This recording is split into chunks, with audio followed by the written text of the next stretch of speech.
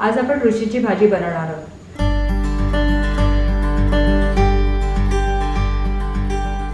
तर ऋषीच्या भाजीसाठी लागणारं साहित्य आहे, आपण शिराळी घेतली आहे, त्याच्या शिरा काढून त्याचे तुकडे करून घेतलेले आहेत। लाल भोपळा घेतलाय, त्याचं साल काढून आपण त्याचे तुकडे घेतलेले आहेत। भेंडी घेतली आहेत, नवदारी भेंडी घेतली आहेत, 3 घेतली आहेत नवदारी भेंडी, त्याचे तुकडे करून घेतले आहेत, जरा मोठे मोठे तुकडे आपण घेतलेले आहेत। मका घेतलेला आहे, स्वीट कॉर्न घेतलाय आपण।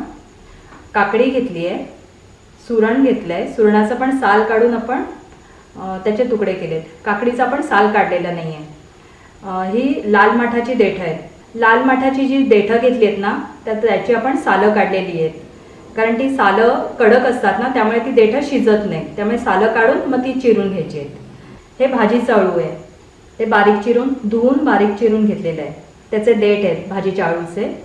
कच्ची केळी 2 घेतलेली आहे, कच्ची केळीची सालं आपण काढून घेतलेली आहे, ती आपण चिरून पाण्यात घातली कारण ती काळी होतात पडून।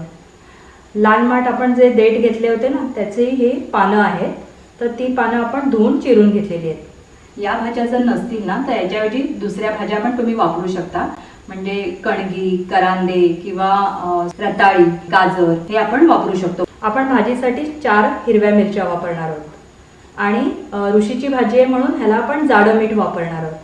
खोबरं पण आपण जाडसर असं किसून घेतलेलं आहे। आता आपण भाजी करायला घेऊया। आपण भाजीत आपण तेल तूप काही वापरणार नाही आहोत। आता आपण कढई घेतली आहे, गॅस चालू केलेला नाही आहे, यात आपण आधी भाज्या टाकणार आहोत आणि मग गॅस चालू करणार आहोत। सुरण, शिराळी, मका आणि भेंडी ही आपण आधी टाकणार आणि थोडंसं पाणी घालून आपण हे शिजत घेणार। अर्धा कप पाणी घातलंय मी। गॅस चालू, ही भाजी आपण 10 मिनिटं शिजू देणार आहोत। 10 मिनिटं झाली आहेत, आपण बघू।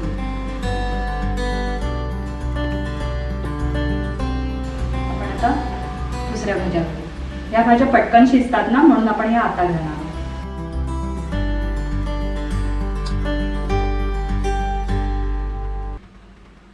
अर्धा कप पाणी घालणार आहोत। लाल माठ,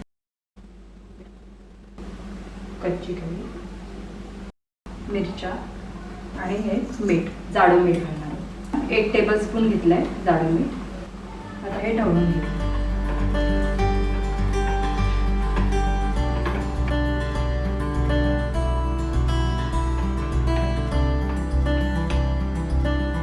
अर्धा कप पाणी घालून आपण झाकण ठेवून शिजवणार भाजी। आता ही भाजी मंद गॅसवर आपण शिजवून घेणार। 10 मिनिटं झाली आहेत, आता भाजी शिजली का बघूया।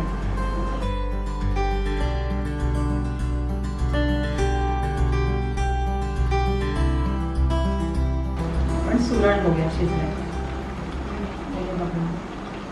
हां, भाजी शिजली। आता आपण खोबरं घालूया।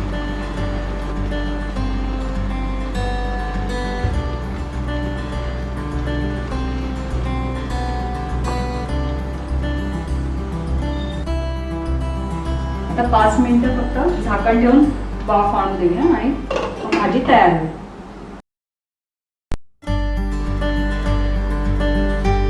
या व्हिडिओला लाईक करा, शेअर करा आणि सर्वात महत्त्वाचं अम्माज रेसिपीजला सबस्क्राईब करायला विसरू नका।